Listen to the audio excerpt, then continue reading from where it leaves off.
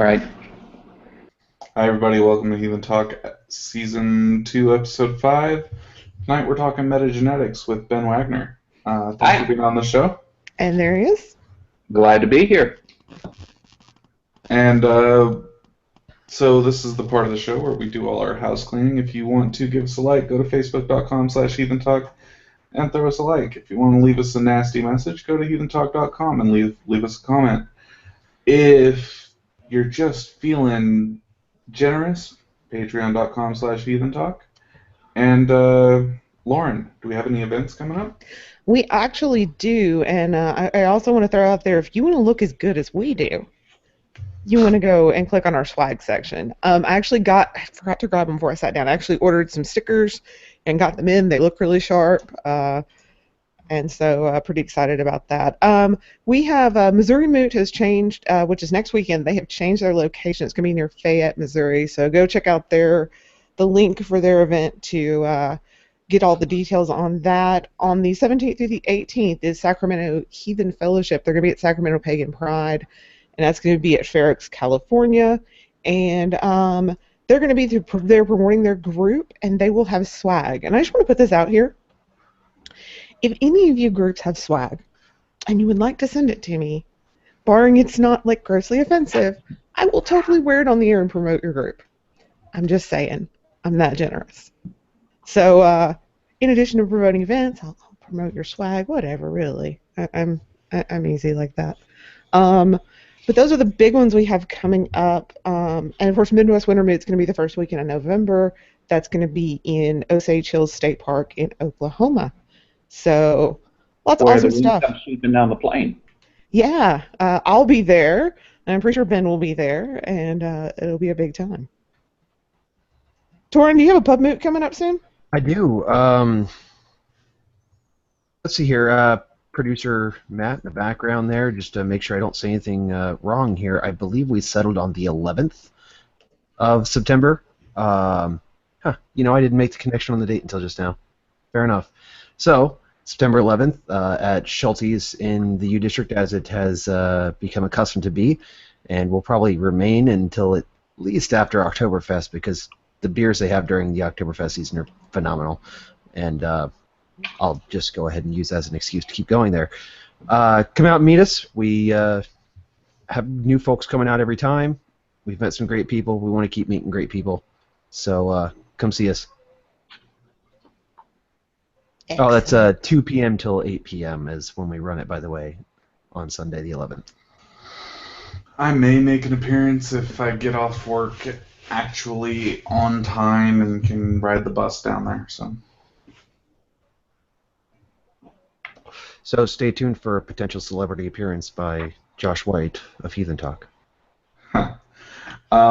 So we did a lot of reading up and catching up on our topic this weekend, and we neglected one thing. So tonight's toast is a little rushed, but tonight we're toasting Harrison Hall, who wrote an article thoroughly debunking metagenetics, and according to Matt, is a fantastic heathen who is maybe a little on the fluffy side, but definitely working towards a 20th century heathenry. Do we want to invite Matt in real quick to help with this toast? Absolutely. Matt, if you want to unmute yourself and tell us all about this dude, we'd appreciate it. Yeah. Maybe? Hey, everybody. Hey. Hey. Kvasir Amongst the Gods is Harrison Hall's blog site, and he posts a lot of really great stuff, and it's not going to appeal to every Reconstructionist, but there's a lot of good stuff to pull from there. He's a very smart guy. Awesome. There you go. Awesome. So thank you for writing that article, Harrison, and to you. To you, Harrison. Yeah. Well, excuse me for one moment. I'll be right back. Okay. This is worth waiting on. I'm just going to assume that our guest neglected to bring libation for our usual toast. It happens. Well, while we're waiting on him, Josh, what are you drinking? Water. Water. Water. I assume that's because, you're going to be drinking beer with me later, yes? Well, we had planned on going out, but it's mostly because I was poor and couldn't afford to buy beer this week. Ah, okay. Well, we'll make up for that later. So, Lauren, how about you? I have a 54-ounce Mountain Dew Kickstart because I spent all day sitting at Pep Boys getting the brakes replaced on the car. So, You too. yeah, exactly. So I needed this to stay awake through the show. That is an extremely Arkansas drink for you to be having. Also, come and go. I My- haven't seen one of those in a while. I don't know. Come and Go has kind of just made it into Arkansas over the last few years. I think it's more of an. I always associate it with Iowa. Well, it's More been of up a in, upper yeah. Midwest. They've been in Fayetteville for a lot longer than that, but down here, yeah, just the past few years. I swear I even remember seeing them here and there when I was living in West Virginia, but around those parts, the place to be is Sheets. So, What are you drinking, Thorin? I am drinking another brew from one of my favorite non-Cascadian breweries, Dogfish Head. Who would have thought I would like something that comes from Delaware? Yay, we're in Delaware. Does anything come from Delaware? That was the best reference of the show. We can end on that, and it'll be a good show. Thank you. No, this is called Sea Quench Ale. It's a session sour.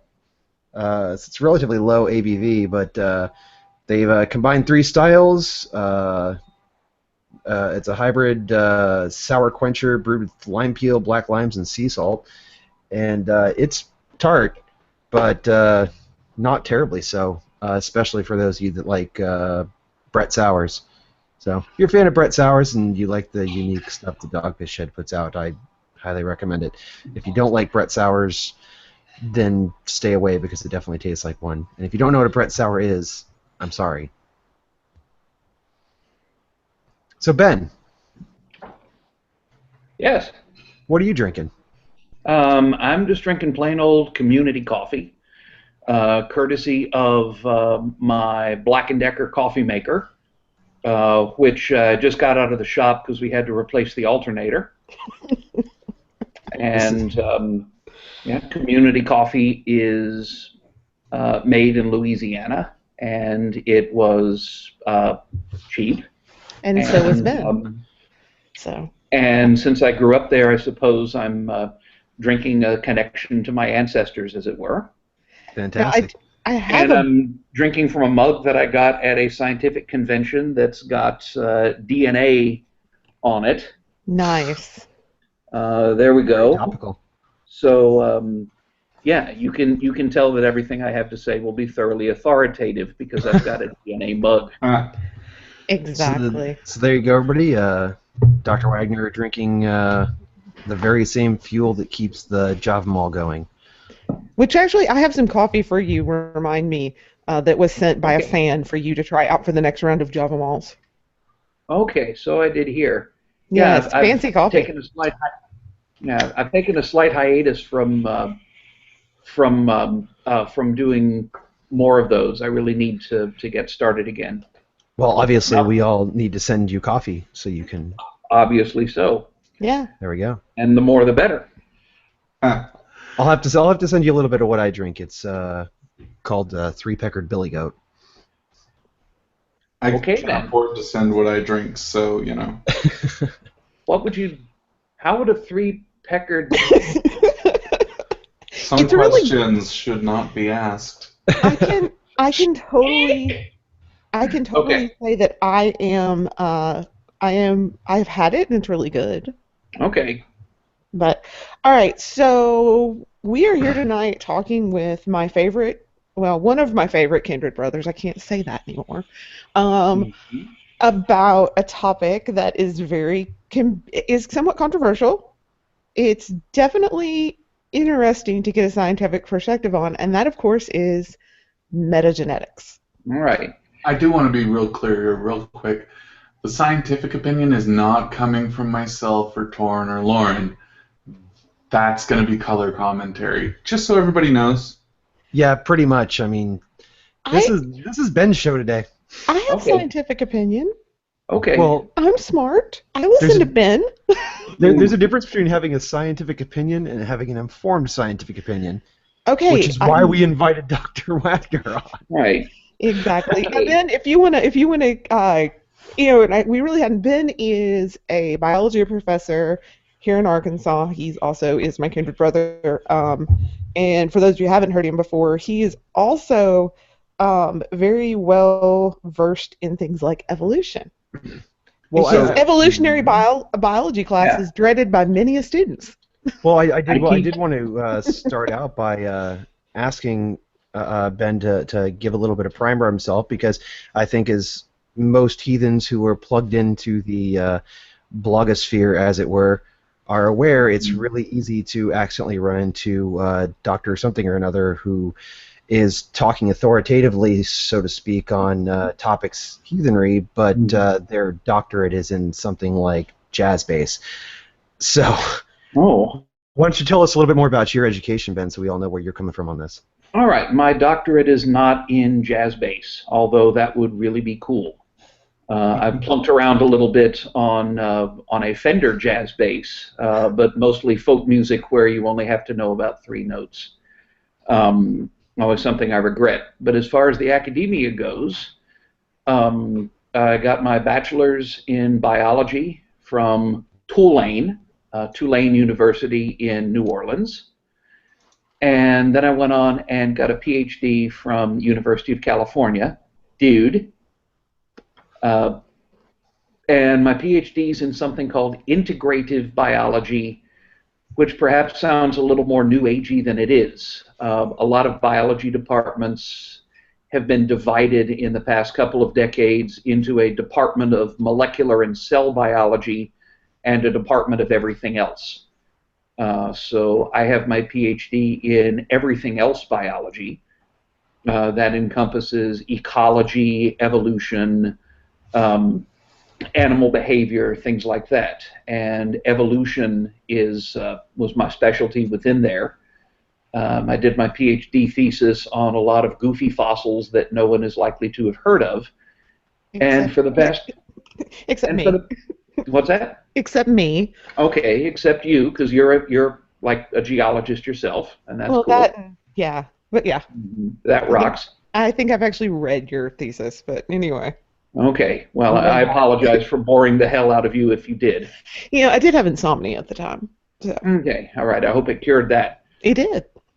And for the past 19 years, I have been teaching evolution in the state of Arkansas. Insert punchline here.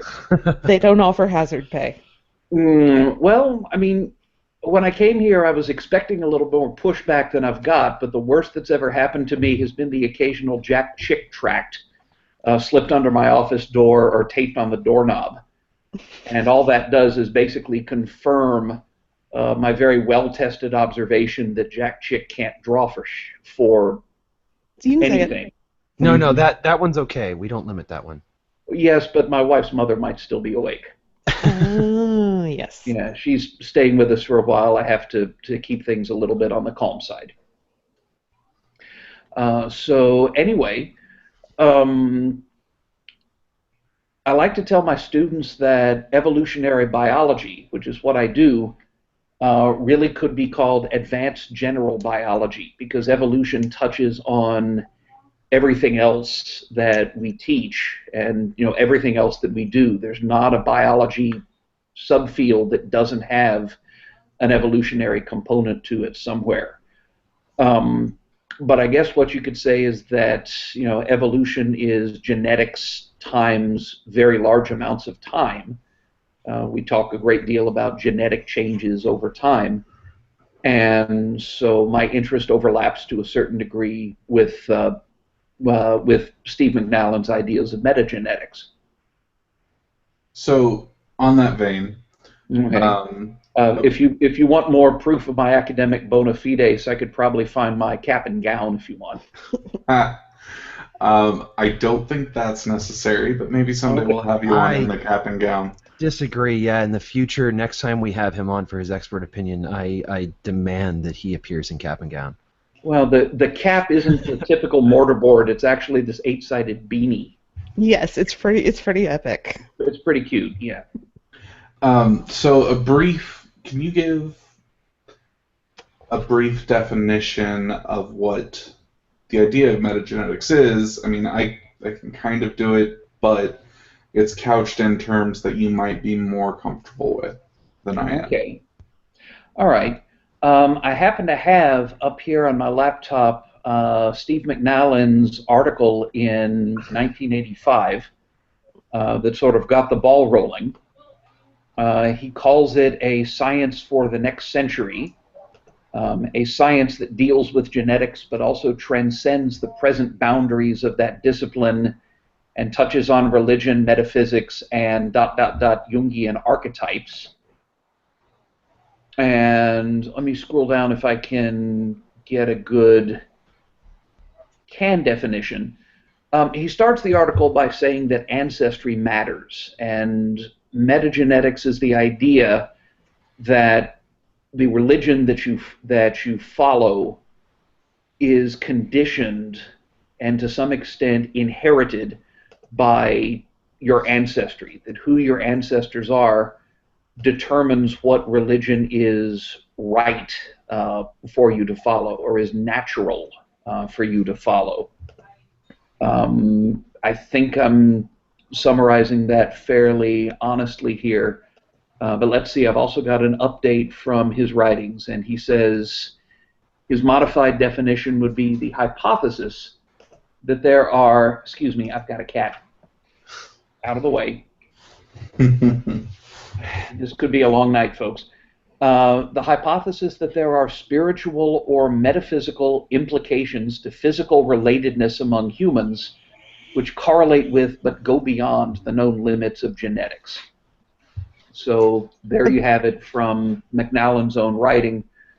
That's his article from 1999 called Genetics and Beyond, Metagenetics, an update. So would it be fair to paraphrase it as metagenetics is the theory that we all share common drives on a genetic level to be similar to those that came before us? Well, I mean, that would just be plain old genetics. I mean, you're similar to those that came before you because you've got snippets of their DNA making up your own chromosomes. Well, I mean, let's define similar then. I get the feeling that Josh is talking more culturally. I am. I mean, on a cultural level, because over the past couple of days I've been reading what Steve has had to say about the subject, and the general idea is European descended people have European sensibilities because they're descended from European descended peoples, not because they were raised in a European descended culture. Okay, that seems fair to me, that there's something that predispositions, I suppose, towards certain cultural behaviors, including religious and spiritual practice, are passed on from ancestor to descendant in a way that may or may not have something to do with orthodox genetics, with encoding in DNA. So the heathen gene is what we're looking for. Well, in his updated article that I was just now reading, he argues that it's not limited to DNA, that something else is going on here than plain old DNA. And as to what that is, he starts getting into the work of people like Rupert Sheldrake, who's, for all the good science he's actually done in certain areas, he's kind of considered a pseudo-science promulgator when it comes to his own theories. I think I know who you're talking about. Something called morphogenetic fields or morphogenic resonance. Yeah, I've read on those a little bit. Where Yeah, that's the one. I think As the last as time I I heard am, him on a podcast, he said that plants know how to be plants because their morphogenic field tells them how to be plants. right. As I understand it, morphogenic fields are an energy field made up of all living things that surrounds us and penetrates us and binds the galaxy together. How high was his Somebody midichlorian got count when he wrote that? Is that what we're calling it now? So, if you could, when it comes to genetics, right, how much impact does that have on someone's base personality? You know, how much of the fact that I am a laid-back guy do I get from the genetics that I got from my dad and my mom, and how much is because I was raised by them? Ugh. That is an extremely hard question to give anything like a simple answer to. The way it's usually studied is you can look at family trees, in particular cases of identical twins raised apart, but you can also get estimates from other more common sources of data. And what you do, there's no simple way to do this for an individual. You look at an entire population of people that are genetically different and also from different environments, and you take whatever it is that you want to measure. It could be something as simple as your height. It could be some psychological test for your, I don't know, propensity for holding up liquor stores and things like that. It could be simple or complex. You measure it, and then you study the degree of variation in your population. And you can divide that into variation correlated with genes, variation correlated with the environment, and what's called VG cross E, variation correlated with gene-environment interactions, which gets awfully weird and nonlinear and kind of trippy. And you can't do this for an individual. There's no way that I can say 50% of your laid backness comes from your parents' genes and 50% of your laid backness comes from the fact you were raised in a laid back environment. That utterly doesn't make sense. I can say that if we look at a whole population of people who range from being laid back to the point of comatose to utter freaking out type A personalities, with most of us kind of in the middle, I can say that maybe 50% of the variation in that population, 50% of what makes us different from each other, has to do with genes, and 50% has to do with the environment. And when people say things like, well, intelligence is 50-50 genes and environment, or some factoid like that, that's what they're referring to. And that degree of the amount of how much variance in a trait is genetic versus environmental can actually change if you measure it at different points in people's lives. It can change if you measure it in children versus adults versus the elderly, and it can certainly change with regard to what population you're choosing to measure. It's actually kind of a slippery. I struggle with this every year trying to explain it to my own students. I think I do a passable job, but still. So I just looked up a paper from 2006 by, calling it up right now, here we are, 2005, sorry, called Genetic and Environmental Influences on Religiousness, by Laura Koenig, Matt McGew, a couple of other people from the University of Minnesota, which does a lot of this stuff, a lot of research in this field. And it turns out that you can measure religiousness on a scale using a standard psychological test. It's not a test for what religion you are, but questions would be things like, how often do you read your holy book, whatever it is? How often do you pray? How often do you go to organized worship with other people? Things like that. And they give you a score, ranging from complete cement head to total bliss ninny, with most of us somewhere comfortably in between.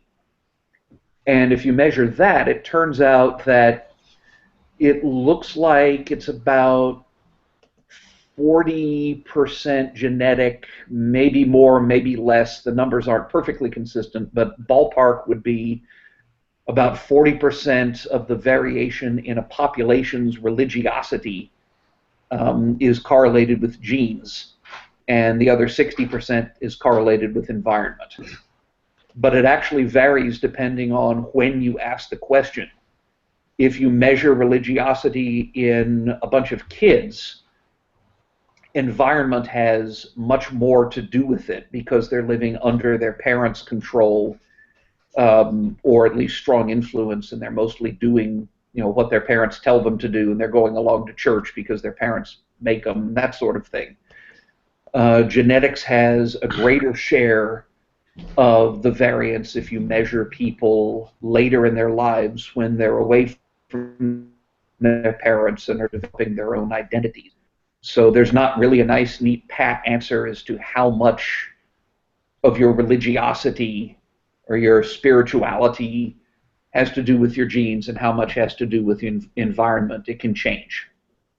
Now, it would also be fair to, when you're talking about that particular concept, that particular statistic, that be fair that it's not necessarily talking about a propensity towards a religion so much as it is a propensity towards religion in general, which means Right. most likely the dominant religion of the culture and the place that you're at.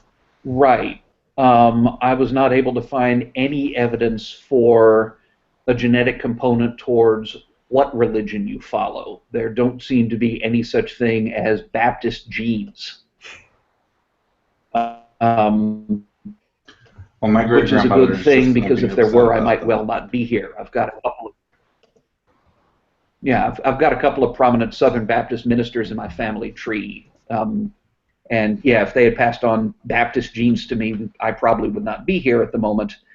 But there's no evidence that such things exist. They don't predispose you towards a particular one religion over another, as far as anybody has ever been able to.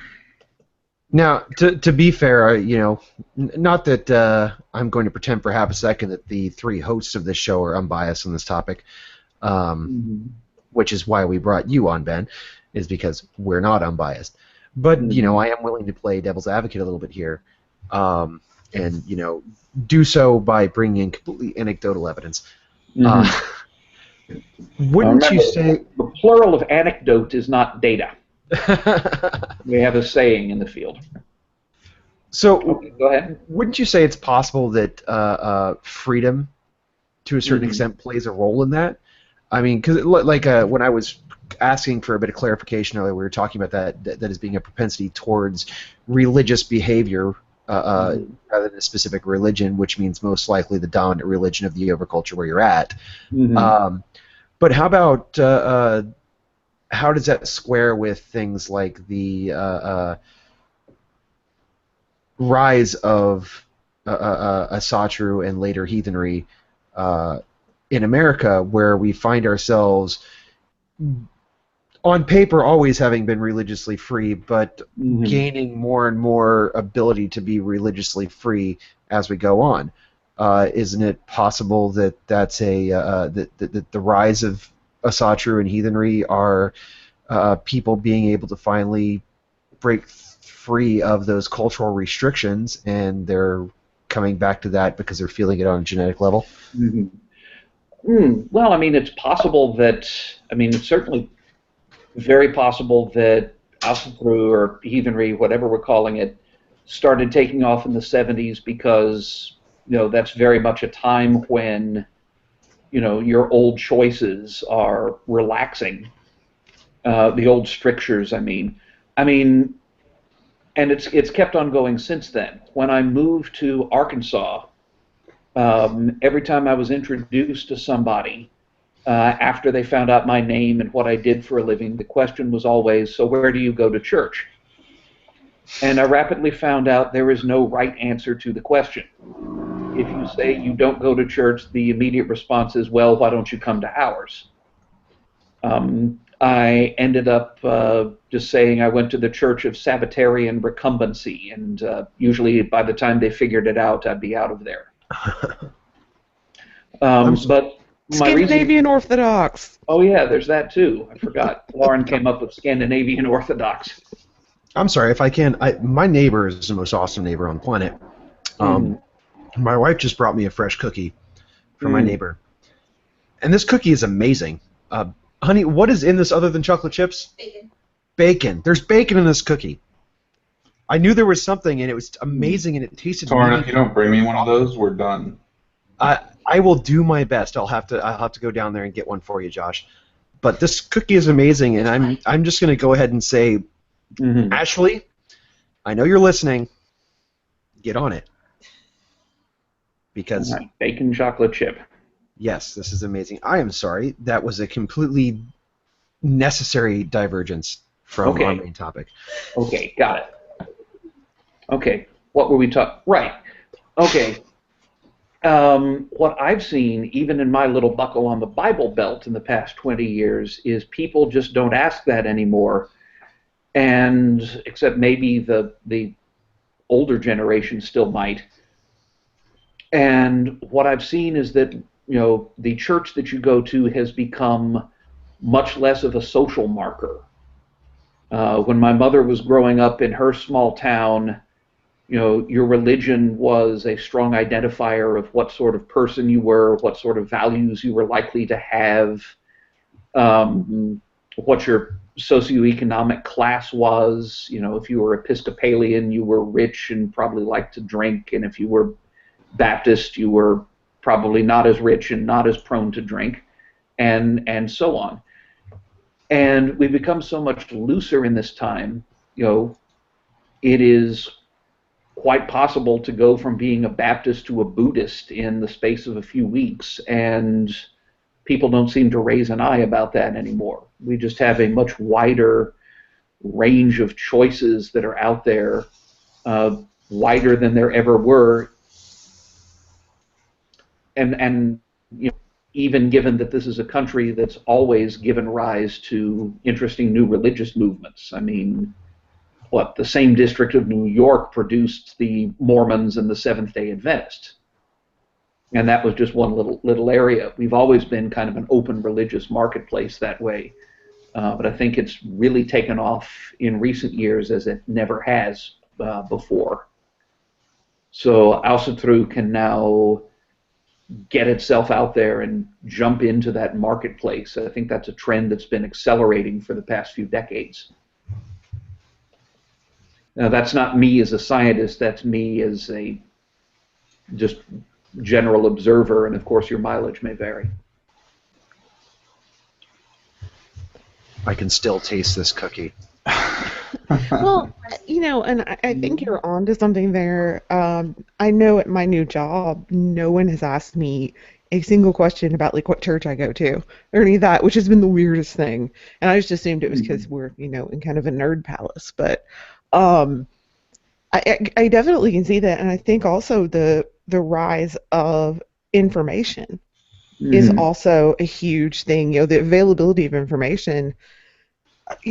Back when I first got interested in anything other than, Christianity, Baptist, we had one bookstore in town that had any kind of pagan books, and it was all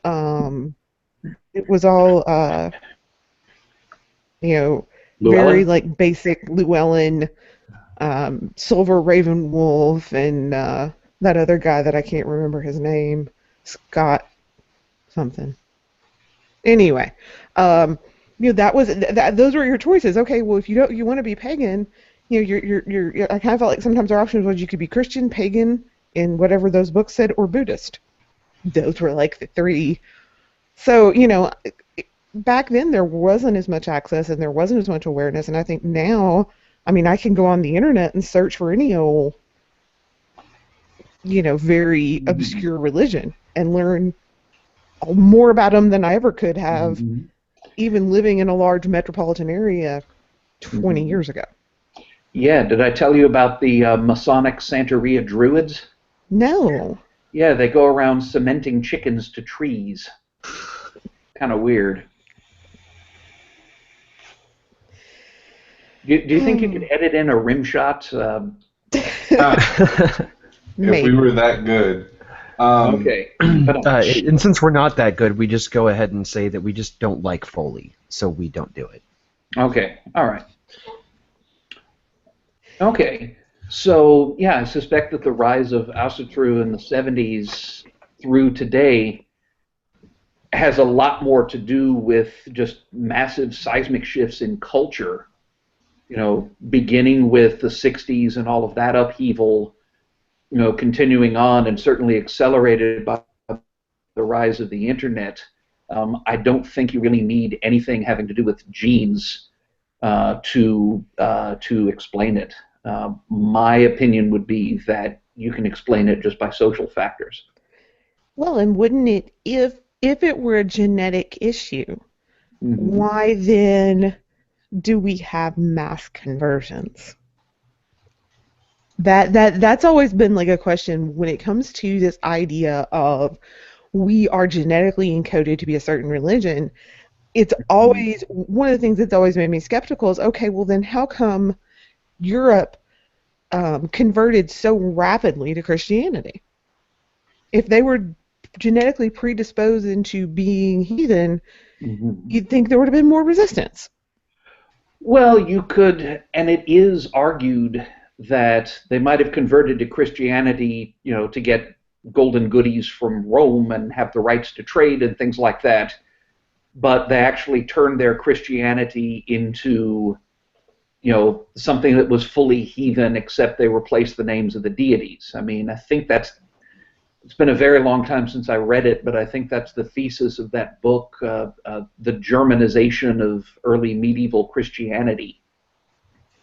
So, and I mean, Edward Thorson in A Book of Troth was very good at this, about arguing that the ancient faith persisted perfectly unchanged except under the sort of veneer that our ancestors slopped on, and now we're free to finally slop it off and be what we always were. I'm not entirely sure it was anything like that simple, but that would be the counter argument that you'll get in some quarters. So then I'm going to ask the very pointed question. Is the fact that I have white skin the reason I want to be a heathen? Is the reason that you have white skin the reason that you want to be a heathen? Well, the reason that you have white skin is due to, last I looked, there were 7 major genes, probably some others involved in there. There's a couple of more candidates, but at least 7 major genes that collectively have a strong impact on your skin tone. To the best of my knowledge, none of those are particularly expressed in, like, the temporal lobes of your brain or anything like that. So as for why you're drawn to being a heathen, you're the one that can answer that. I'm not here, I am telling you, why you feel drawn to be a heathen. I'm not always able to articulate why it is that I am. But as far as as I've said, we've got no evidence that the specific religion that you're a part of has got anything to do with genes. Okay, so then what I want to do here for you there, Ben. Go ahead. Lauren has told us that this is an issue or a subject that you can talk about. So I'm going to give you free rein. Okay. We're not going to ask questions unless we need some clarification. Okay. All right. Tell us why metagenetics isn't what people think it is. Okay. First of all, if you first of all, I have absolutely no quarrel with anybody who says that they feel in touch with their ancestors or that they're drawn to their ancestral faith or anything like that. And I would regard that as basically being pretty much standard heathenry. You know, we've always been a religion that honors its ancestors, and we talk about how we feel connected to them. We hail them in symbol. You know, we may have altars to them and things like that. And if you tell me, you know, I feel connected to my ancestors, then I have absolutely no quarrel with that from a scientific point of view. That's, you know, simply not the sort of thing that I think science is set up to evaluate. So if you feel that you're heathen because you had ancestors 1,000 years ago that worshipped Odin and Thor and got on long ships and went off to pillage the village, more power to you. That's terrific. And I think ancestor worship itself is very much a pillar of heathen practice. So, you know, I've seen people on the non-folkish side get accused of claiming that ancestry doesn't matter and we're all about, you know, universalism, which means everybody can be anything that they want to, and who your ancestors were is irrelevant. I've never actually met anybody who feels that way, and I myself certainly don't. Here's a problem is it was worked out a few years ago that if you take a population of people or really of anything, any organisms that are breeding with each other and leaving offspring, if you follow that population through enough generations, you reach a point where all of the founding members of that population are either ancestors of nobody or ancestors of everybody.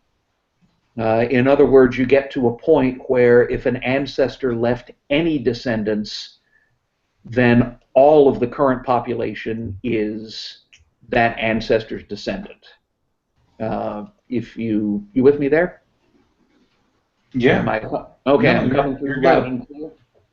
Yeah, if you want, I could look up the name of the guy who worked that out. The math is a little beyond me, but I'll take his word for it. The upshot is that if you're descended from, you know, if there is anybody in the Viking Age or the migration period or what have you who left any descendants, then that person is probably the ancestor of everybody, at least everybody with any dab of European ancestry. So, for example, there's a whole society of people who can trace their lineage to Charlemagne, a.k.a. Karl the Genocide, or whatever you want to call him, because he killed off all those Saxons and chopped down the Irminsul, boo hiss. I'm not in the society, but somewhere I've got the paperwork that shows that I'm descended from Charlemagne. And basically, if Charlemagne left any descendants, then by this time he's the ancestor of everybody with any European bloodline at all, many of whom are not even going to regard themselves as European. So one of my ancestors was this awful, you know, mind you, he was a great early medieval king, but being a great king in the early Middle Ages is like being a great disco band. I mean, it's kind of a low bar to clear. And, you know, he certainly tried to stamp out Widukinn's rebellions and killed, what was it, 4,500 Saxons and converted the survivors and did all of this. And that's one of my ancestors from all the way back. Is that the ancestor that I'm supposed to feel a connection with? It actually gets better. Somebody worked out the genealogy, and it turns out the Queen of England is a descendant of Muhammad. His descendants apparently the ones that ended up in Spain married into some of the royal families there, and from there it was a hop, skip, and jump to blending with the royal families of Europe. And so, yeah, the Queen has Muhammad as an ancestor, and probably so do I, and probably so do you, and probably so do most of the people that are ever going to hear this. By the time, I mean, the ancestors I see hailed in Sumbul that people remember and honor tend to be grandparents and great-grandparents and people that we still feel some sort of personal connection to. But, you know, if you think back to your last ancestors that were heathen, you're going back, let's go with round numbers and call it 1,000 years. And the number of ancestors that you had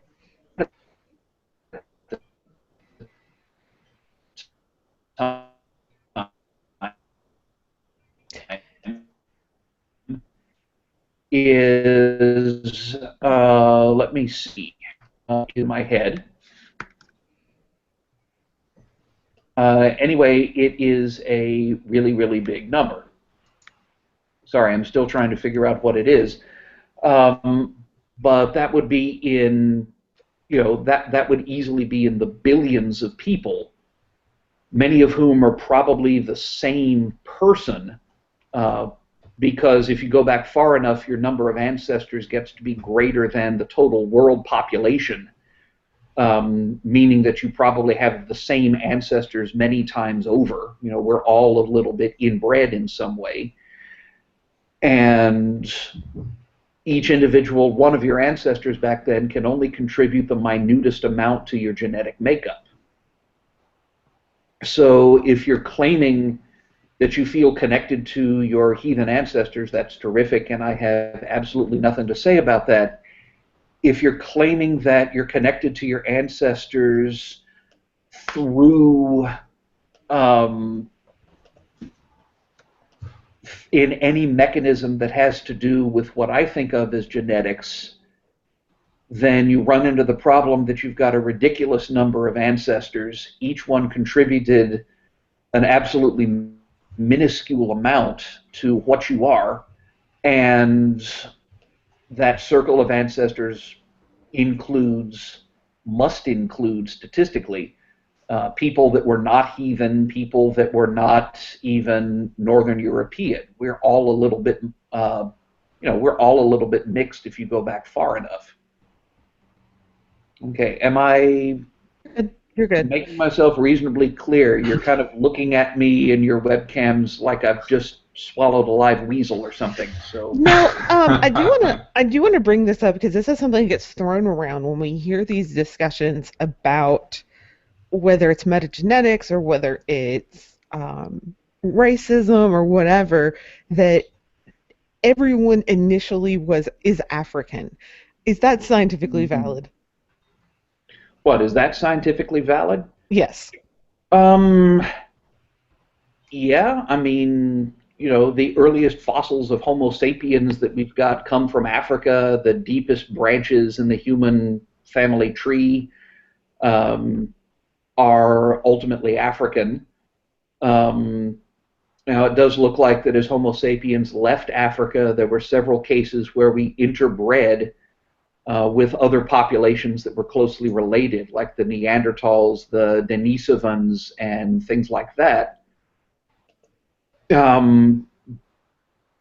So it's not as, you know, it's not as neat and simple as saying that we are all, yeah, we all ultimately trace ancestry back to Africa, but it's not as neat a story as we used to think it was. It's not as simple, but yeah, by and large, it's true. We're all African if you go back far enough. Is it ever as neat a story as people think it is? Is what? No, Is it's it? not. Yeah. Yeah, it never is. But I think that's definitely, like I said, that's often a counterpoint that you see, and I do think it is oversimplified. So, you know, the number, I always find it interesting, the number on, when you talk about, like, our ancestors, the number can be pretty staggering, just even going back, like, I forget what it is, like 6 generations or something. I remember one time we had to do the math in school because they were trying to make math fun, and I never saw how that was fun. So, but I do think it is kind of staggering because when we look at this and we look at this idea that we are genetically predispositioned to do X, I kind of want to get back to that idea because there's a part of it I kind of been sussing around in my head as you've been talking, Ben. Um, if that were the case, then if we're looking at what wouldn't more recent genetic expression be more relevant than genetics from 1,000 years back? Like, I know when I don't know, it just seems to me like, if my parents have, let's say my parents have sort of genetic disease, that's much more relevant than to my own personal makeup than my seventh odd great grandfather. Okay.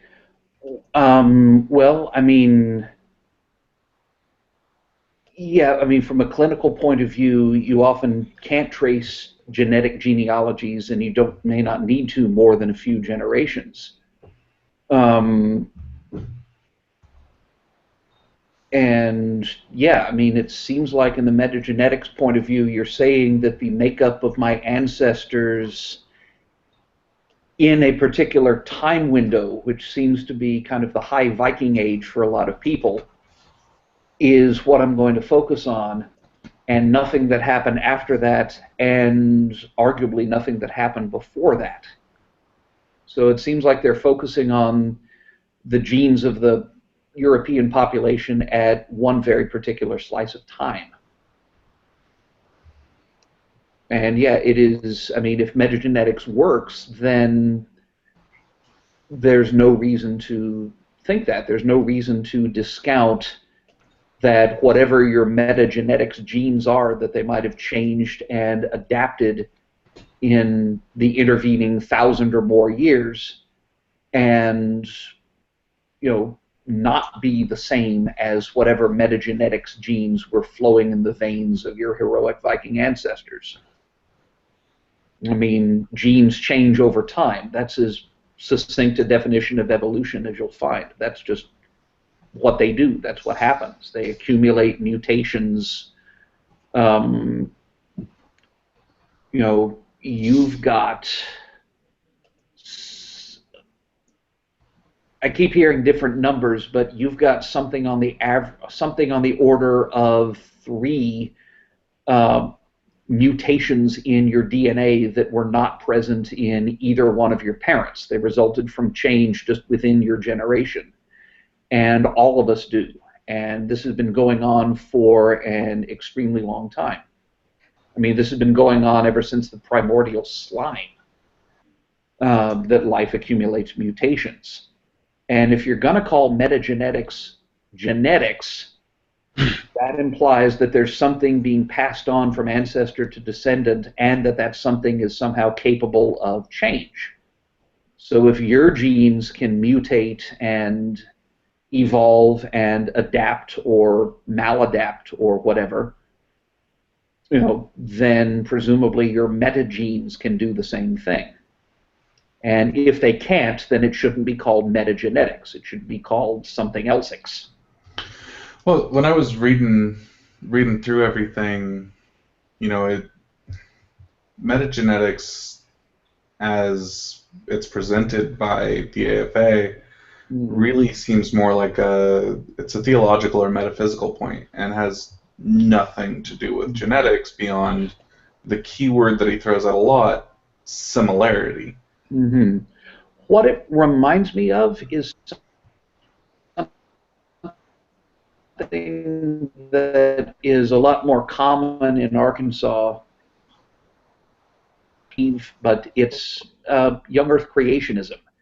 Not so much that, in the creationists that I've countered, it's not so much that they believe that in the beginning God created the heavens and the earth, etc., etc. It's that, they believe that the earth was created in 6 24-hour time periods, and on the 7th day God was arrested, or something like that. and that A, there is scientific support for their beliefs, and B, it's just as good, if not better, than the scientific support for any other.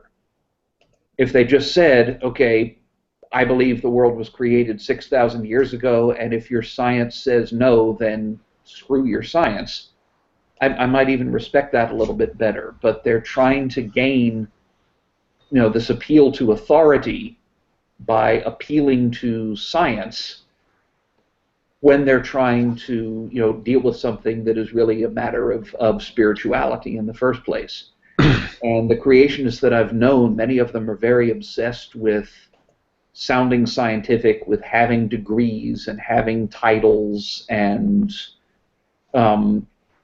wearing that mantle.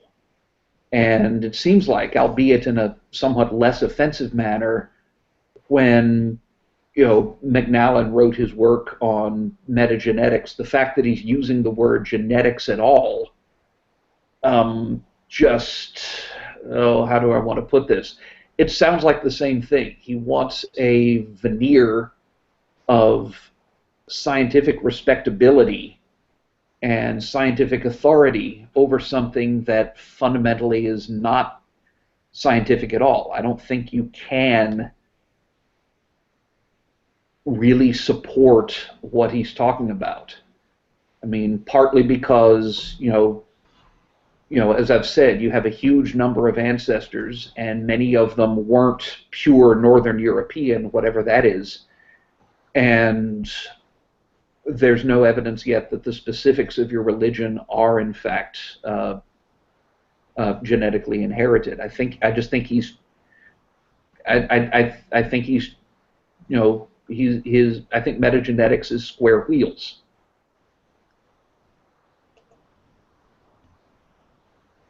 Yep.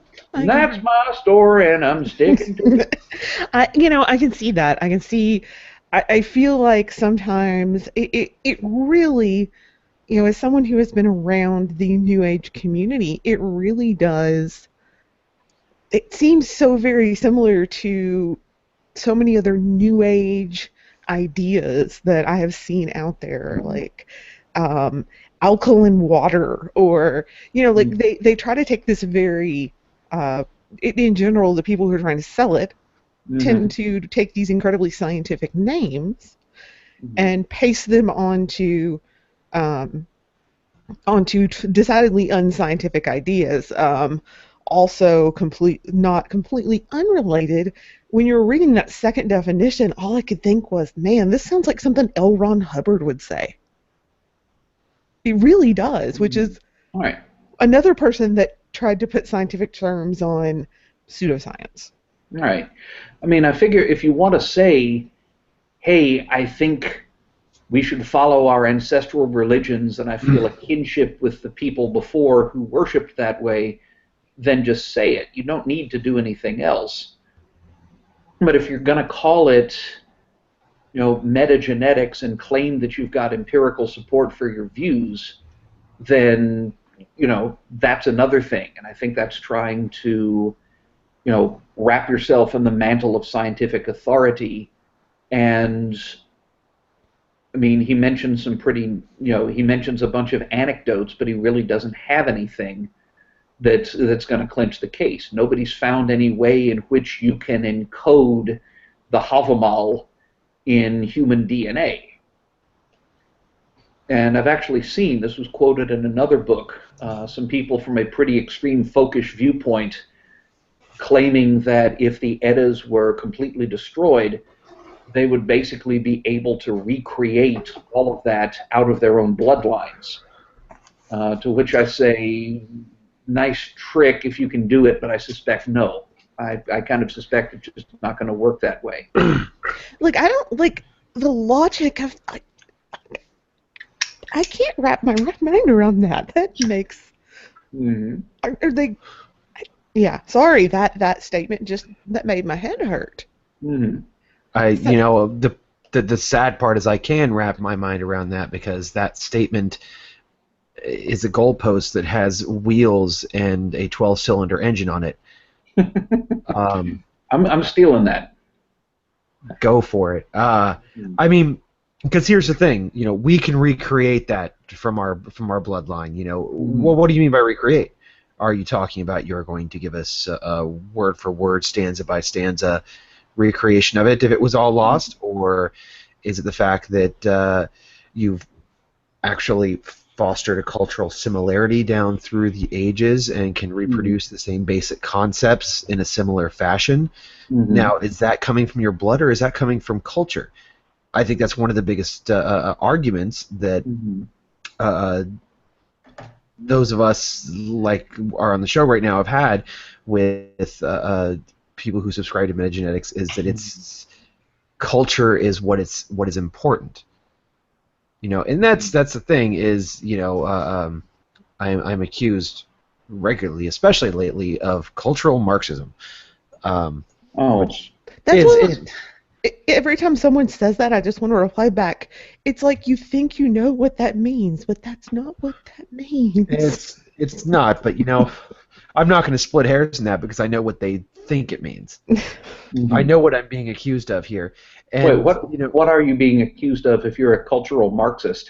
I'm being accused of trying to wash out culture into some individual, unique culture, into some sort of homogenous overculture that Hmm. everybody agrees on except for them, and that's why we're evil. Which is really Okay. odd to me, as often as in my capacity as a heathen, I'm constantly fighting against the overculture that Mhm. I'm being accused of trying to lead us all into. On Apparently, I'm a on one of plant. his on one of his CDs, Steve McNallen talks about um, forces that are what is it? Forces that are turning us all into an army of mindless drones, socialized only to produce, to consume, and to obey. So that kind of thing. In a manner of speaking, but what it usually ends up boiling down to is I can't possibly be thinking for myself because I'm not thinking just like them. Ah, okay. And I want to I toss don't. something. Yeah, I'm actually thinking about becoming a Marxist. Do you think a Groucho Marxist or Harpo Marxist is more If you're me? gonna go Marxist, you got to go Harpo. I Yeah, I was yeah. mean, the it's always hard. Grouchos are just, they're not as purely Marxist as the Harpos, I'm saying. Right, Just, absolutely. Okay, all right. Something that kind of want to made me think about. And the funny thing is that most of the people who scream that kind of thing, the people that I've encountered, their worldview is so much more the overculture's worldview than mine is. That's the part that I just love. That's the Mhm. part where I'm going, wow, you sound like every other Christian identity, or you like they sound. It sounds very. And I'm okay. I'm gonna back off from Christian. Mhm. A lot of times their viewpoints sound very Christian, and they're claiming to be also true, but they sound very Christian. And so, I kind of laugh sometimes on the Mhm. inside because you totally sound like one. Mhm. All right. Well, well, Lauren, so, a real few quick. years ago, you told me something, Lauren, when you were at UALR and you were in a class that had some Muslims that you got to know. Uh-huh. And apparently, when some Muslims talk about becoming a Muslim, they don't use the word convert. They use the word revert. Yes. The idea being that everybody and everything and every animal, plant, and rock is naturally a Muslim. And instead of converting to it, what you do is revert to what you were always supposed to be. Except for the one that wouldn't cry for Boulder, right? Uh, wrong mythos, dude. Wrong mythos. But I mean, it strikes me as the same kind of error that metagenetics makes. The idea being that there is a natural religion that you're supposed to be following, and you'll feel better if you do, and you're supposed to go back to what you already are naturally intended to be. I mean, it's a big case of what's called the naturalistic fallacy, the belief, the fallacy that identifies what is good with what is natural. And yeah, always had the feeling that some of the metagenetics arguments that I have heard are making the same kind of mistake. The idea is that you're already supposed to be religion X, and you just don't know it yet. In his latest book, which I've got right here, this thing, McNallen talks about, the people who are Asatru already are the folk within, and all of the Northern Europeans who aren't Asatru or aren't yet are the folk without, and they are a part of our folk, and it's our job to take care of them and support them and steer them towards the right way that they're supposed to be doing. And I just can't see much difference between that view and the belief that all of humanity is already Muslim and just hasn't figured it out yet. Well, it's a serious... End of rant, stepping off soapbox. Yeah, it's a serious abuse of the entire concept of frith and kinship, if nothing else. Well, and I think that this is also, I'm going to tie this in with something that we just recently posted on the website, which is we posted Ailglad's article, Don't Call Me Brother. I think that there's also something to be said to that idea that the same people who see that are also the same mindset can bring about this false kinship, not to be confused with fictive kinship, but false kinship. Whereas, we are all Northern Europeans, and we should all be I almost said we should all be Muslim. We should all be Heathen, or we should all be Asatru, or we should all be Anglo-Saxon. Whatever. Just the fact of the matter is, it just seems like it is creating a false kinship there. For me, what this boils down to is it's not just a false kinship, it truly is. You want to talk about cultural Marxism, cultures of Europe, and saying, hey, we're all white, it's the same thing. McNallen said that in the CD of his that I bought years ago called Vision. And I can't quote it perfectly, but the idea is something like, in time, all, ancient European tribes will restore their ancestral ways, but for now, Asatru is the religion for all those of European descent. And Asatru is basically supposed to be, the religious expression of being from Europe. And we're going to find the lost tribe and rebuild the temple, right? Something like that. And again, it's odd because he's talking about the tribes as they were before they converted to Christianity, but that's only one stage in a much longer process. I mean, why, if you go back 1,000 years before the Vikings, the boundaries were completely different. 1,000 years before the Vikings, it's not even clear whether there was a Germanic-speaking people at the time or whether they were still speaking something closer to Proto-European, maybe Germano-Balto-Slavic or whatever it was. I mean, you go back 10,000 years and you can't talk about Indo-Europeans at all. Northern Europe is full of reindeer hunters running around the shores of big ice lake that would eventually turn into the Baltic. So it seems like again there's a horizon, and a lot happened before that, a lot of change happened before that, and a lot of change has happened after that. And it just seems like kind of an arbitrary choice as to why that and nothing else is what gets encoded in your metagenetic code, or whatever you want to call it. Okay, you with me? Sorry, your picture went kind of still for a while. I assume you're just bowled over by my dazzling display of logic. But yeah, Okay, I think you're... I've got DNA on my coffee cup. Exactly. He knows what he's talking about. Mm-hmm. And I think that is, So do I. Oh, very nice. You clearly know, yeah. Come and go. Who's doing it wrong and who the boss is. Exactly. Um, and that is certainly, I think, Ben, you've really kind of hit. Like I said, I'm always like, I always love having you on because I always love just talking with you because your IQ far surpasses mine, and you always can break things down in very interesting ways that I would never think of. I do try. Yes. So if we have any questions, hit us up on the IRC. You can hit us up on Facebook. And if you got any questions, more questions about metagenetics for Ben, we will be happy to pass them along. Our producer will pick it up. When he's not typing a bunch of stuff to us himself. So I have a question. I do have one question. So if I have an organ transplant and I'm not European, but I have a urine transplant from a European, does that give me enough DNA to become heathen? Only Audience. if it's your liver. I think that's an appropriate answer.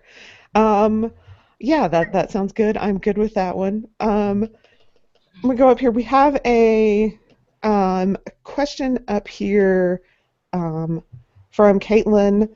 In regards to only X group of people can worship these gods, would it actually be applicable when it comes to specific tribal gods? Not the higher pantheon gods like Odin, Thor, what have you, but specific tribal god, a god of a certain group of people.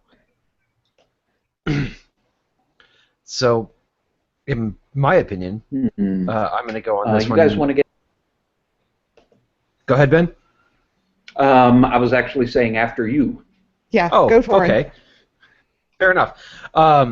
So my take on that is that there is a concept of that's sort of like that, but it's not entirely the way it comes off, and especially in the context of this episode and metagenetics. It's not so much about there being a genetic component to who can worship a tribal god. There is a are you part of the tribe component to who can worship it.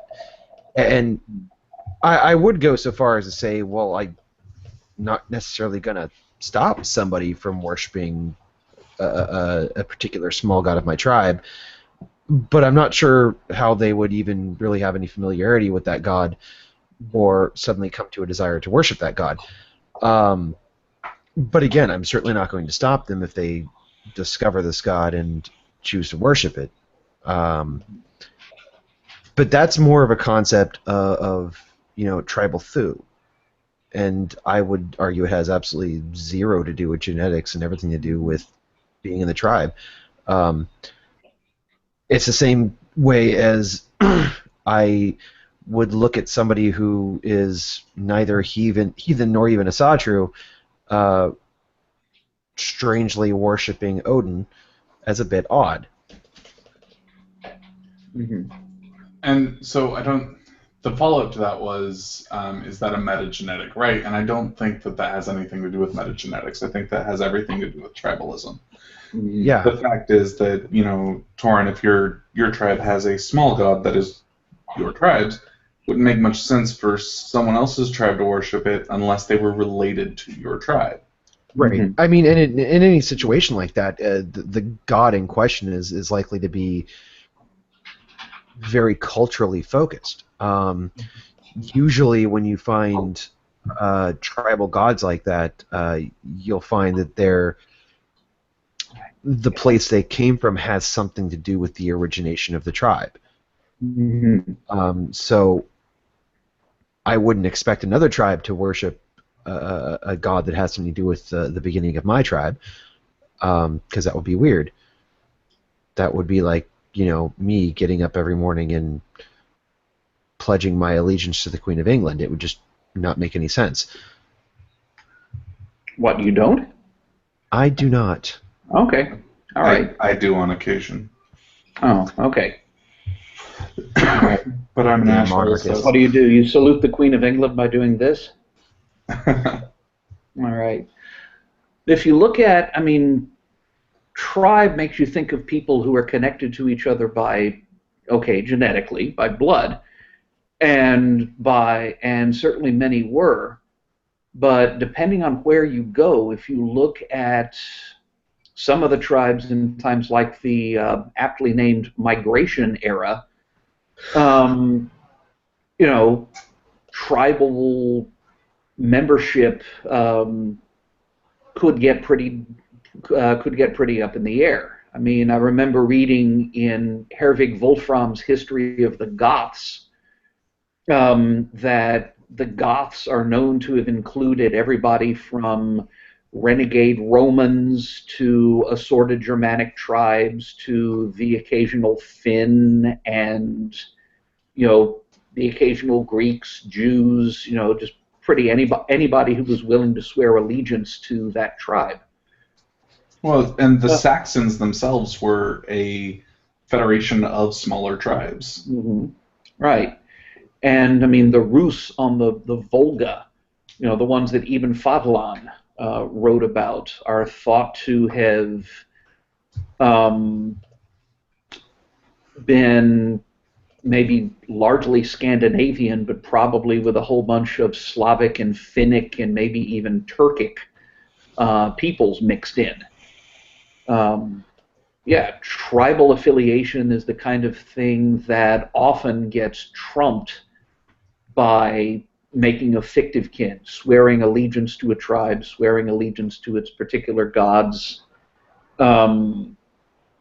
And very often that wasn't particularly dependent on your bloodline. If you were, willing to swear the appropriate oaths and be found worthy, there was a way for you to get in. And I think that also dismisses, when you kind of go that way, I think it dismisses a lot of history. You have all these historical accounts of fostering and people being adopted into tribe. I mean, heck, the Edda beaters go on and on about this, that, and the other. Because I found that there's a correlation between Edda beaters and people who also tend to buy into things like metagenetics. Okay. But good thing I use an Edda whisk, not an Edda beater. Exactly. And I'm making my scrambled Eddas.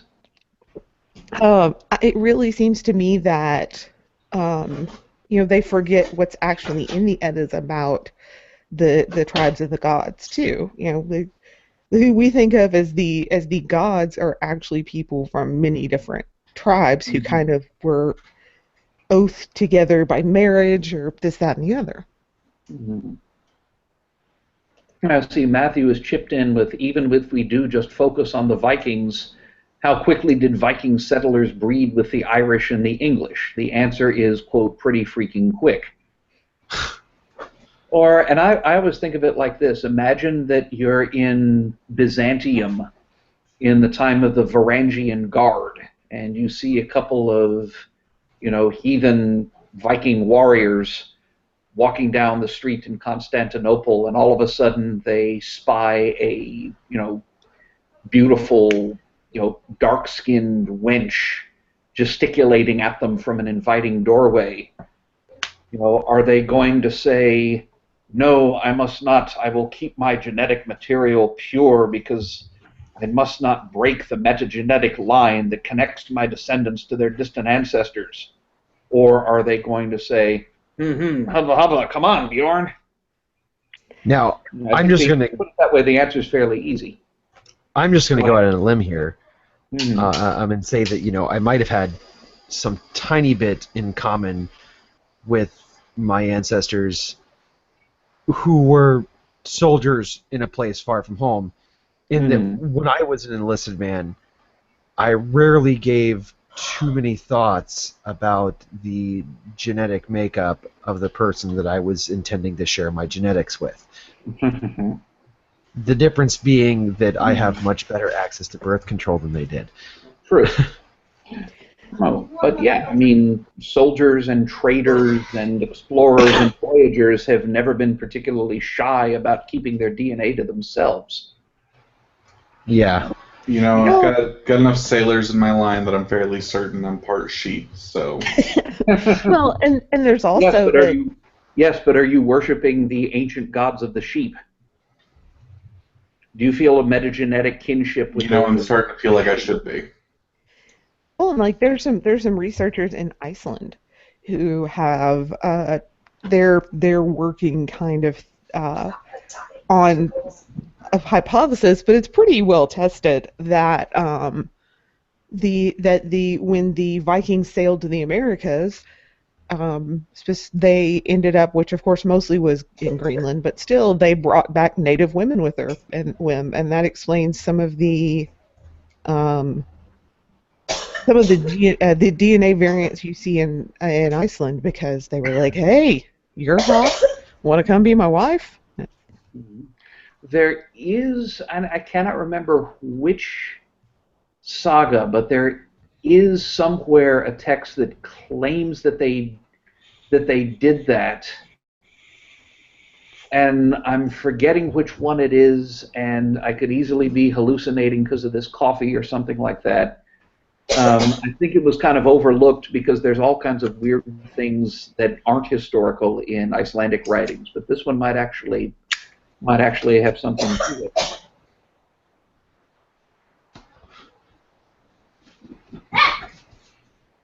I mean, would certainly explain a lot. I mean, if you're talking about, Iceland and theories tested in Iceland, I'd have to say there's definitely no logic to human behavior.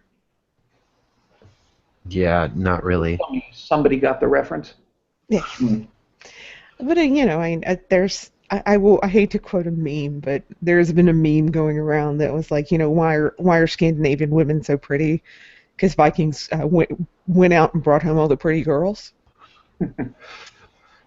Well, there wasn't room on the boat for the ugly ones. Right. Well, something like 70% of the female founding population of Iceland supposed to have had roots in the British Isles. I've heard quite a lot of Irish and more than a little bit of Scottish. Mm-hmm. All right. That actually brings up something I did want to have come out. You can get these genetic tests these days from companies like 3andMe. Yes, thank you. Yeah, that purport to tell you where you're from, analyzing your cheek swab.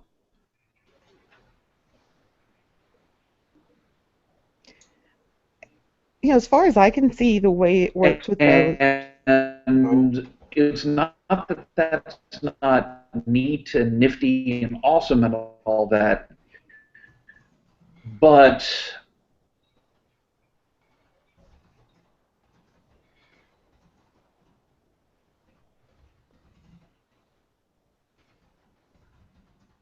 okay, network connection is experiencing difficulties. Turn your camera off. Yeah, turn your camera off, and that should help. Yeah.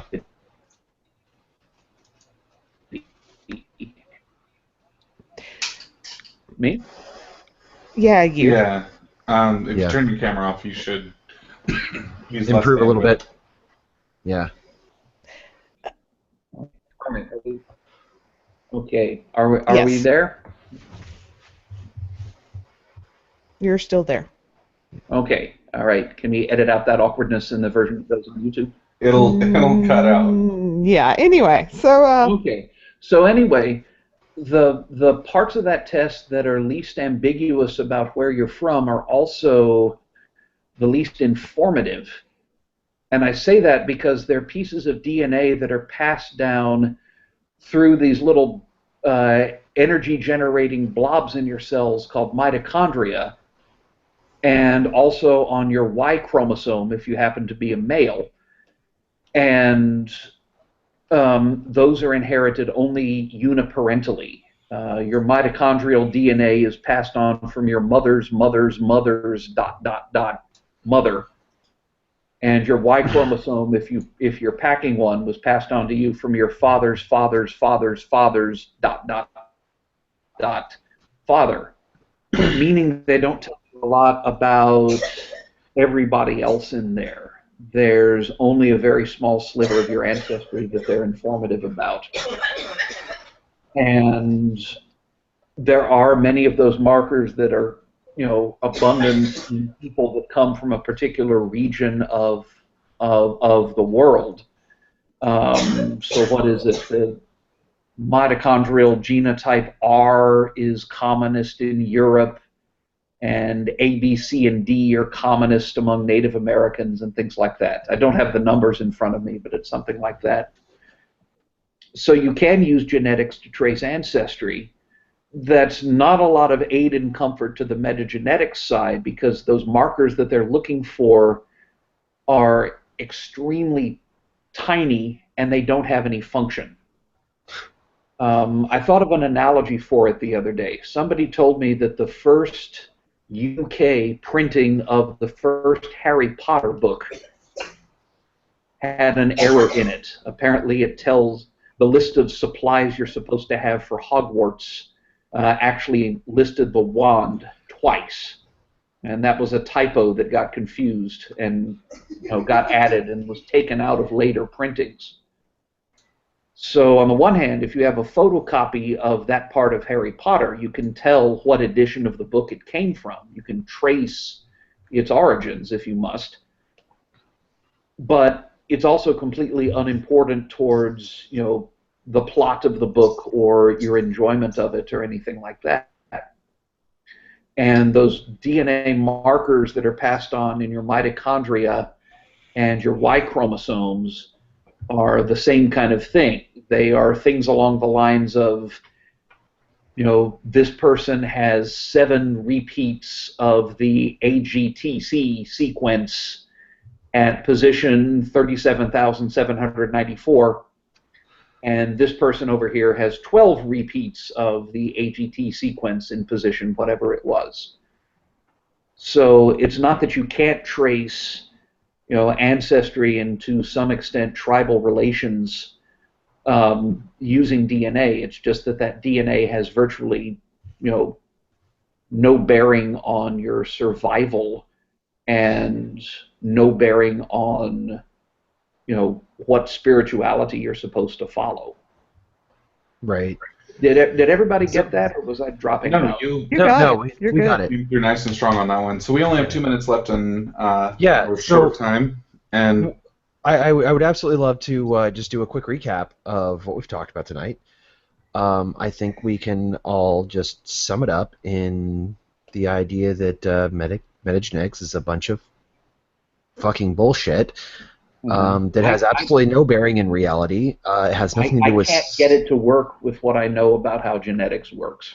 Yeah, I would say no basis in reality. It's largely just a bunch of word soup that has been thrown together as a combination of poor understanding of the source material from which it was drawn, and then later just continually pushed by using big words to fuel the bullshit. Does that sound about right? I would have to agree. all right, well, and just to one of our more stalwart fans, I told you we weren't going to be unbiased, and we weren't. So, thank you. Oh, we were factual. We were factual, but very biased. Well, Yeah. I think we pointed out at the beginning of the show that at the very least none of the 3 hosts was going to be unbiased about this. We all came into this having our own opinion on it, and I'm sure Ben already had an opinion on it before he came in, but at least Ben could back his opinion up with facts. Right. What I would be perfectly willing to do is pass, if you want to post them somewhere, is pass along citations to some of the papers and books that I've mentioned. Absolutely. That would be fantastic. This is not any kind of deep, dark secret, and I would certainly welcome informed discussion on the matter. So I'll be glad to pass on the list of sources if you'd like. If you get those to us, I will, because I'm uploading this week's episode. If you get them to us, I'll make sure they make it into the show notes in the description of the episode. Okay. What's my deadline? Before Saturday. Okay. As Douglas Adams said, I love deadlines. I love the whooshing sound they make when they go by. Absolutely. Just a quick reminder, everybody, if you want to give us a like, facebook.com/heathentalk. I'll try to be.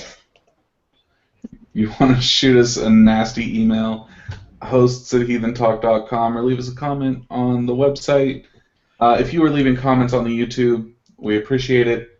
We rarely read them. I'm going to be honest with you. YouTube's a pit of despair and debauchery. as far as the comment sections go. So if And you not the actually fun have if you actually have something that you want a response to, I'm going to assume you've seen this part where I'm saying this since you were thinking about leaving a comment on YouTube. Don't. That's why Josh just gave you all of those other wonderful places where you can leave your comments.